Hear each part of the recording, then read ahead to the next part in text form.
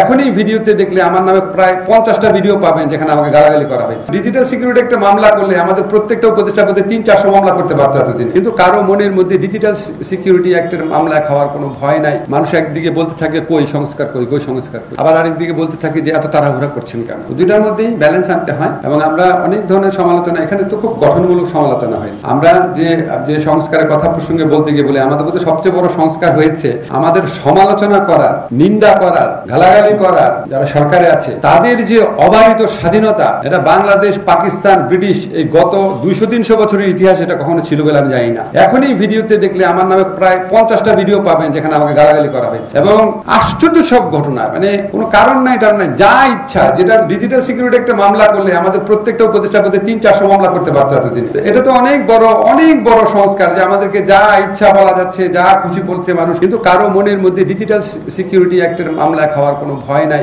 ওয়ালটন আবারও মিলিয়নিয়ার অফারে ওয়ালটন ফ্রিজ কিনে আপনিও হয়ে যেতে পারেন মিলিয়নিয়ার।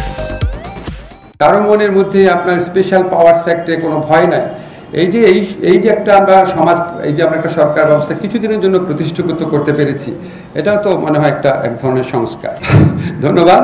তো আমাদের এখানে যে সাজেশনগুলো আছে সেগুলো অবশ্যই আমরা গ্রহণ করবো। একটা খুব গুরুত্বপূর্ণ জিনিস আপনাদের বলি, যেমন কাজল খুব ইম্পেশেন্টলি বললো যে সবাই এসে ফিল করে যে মামলার জট কমাতে হবে। আমরা কিন্তু এটা করছি, আমরা কম্পাউন্ডেবল অফেন্সের সংখ্যা বাড়াই দিব এবং আমরা সবচেয়ে বড় যে পরিবর্তনটা, আমার ভুল হলে আমি একটা কনসালটেশন করবো আপনাদের সাথে, আমরা লিগ্যাল এই যে দেওয়ার যে অ্যাক্ট আছে, লিগ্যাল সার্ভিস অ্যাক্ট, এখানে আমরা মেজর পরিবর্তন এনে একটা বিধান করে দিব যে পেটি অফেন্স যেগুলি আছে, কম্পাউন্ডেবল অফেন্স যেগুলি আছে, ফ্যামিলি লয়ের মামলা যেগুলি আছে, নেগোশিয়েবল ইনস্ট্রুমেন্টের মামলা যেগুলি আছে, এগুলি অবশ্যই প্রথমে মেডিয়েশনে যেতে হবে লিগ্যাল সার্ভিস অ্যাক্টের আন্ডারে। এই লিগ্যাল সার্ভিস অ্যাক্টের আন্ডারে ওই মেডিয়েশন শুধুমাত্র ওইখানে যাওয়ার পরে কোর্টে আসতে পারবে, তার আগে আসতে পারবে। সেটাও আমার মনে হয় আমাদের একটা টার্গেট আছে। আমি অনেকের সাথে কথা বলেছি যে ওরা বলেছে যে 30-35 হাজার মামলা লিগ্যাল এইড আপনারা এখন রিজলভ করছে, ওটা করলে 1 লক্ষ মামলার মতো করা যাবে। আমরা মামলার চাপ কমানোর জন্য যতগুলো পদক্ষেপ নেওয়ার চেষ্টা করব। আমাদের এই সংস্কার প্রচেষ্টা অব্যাহত থাকবে। আমি খুবই দুঃখিত, আপনাদের সাথে প্রতি আমার আরো অ্যাটেন্টিভলি কথা শোনা উচিত ছিল, আরো বেশি সময় দেওয়া উচিত ছিল। তো আমার কাছে মনে হয়েছে আমরা ভবিষ্যতে যখন করবো আমরা ফরম্যাটটা একটু ডিফারেন্ট করবো, আমরা 3-4জন ডেজিগনেটেড স্পিকার রাখবো, বাকিরা শুধু প্রশ্ন করবে, তাহলে আমরা আরো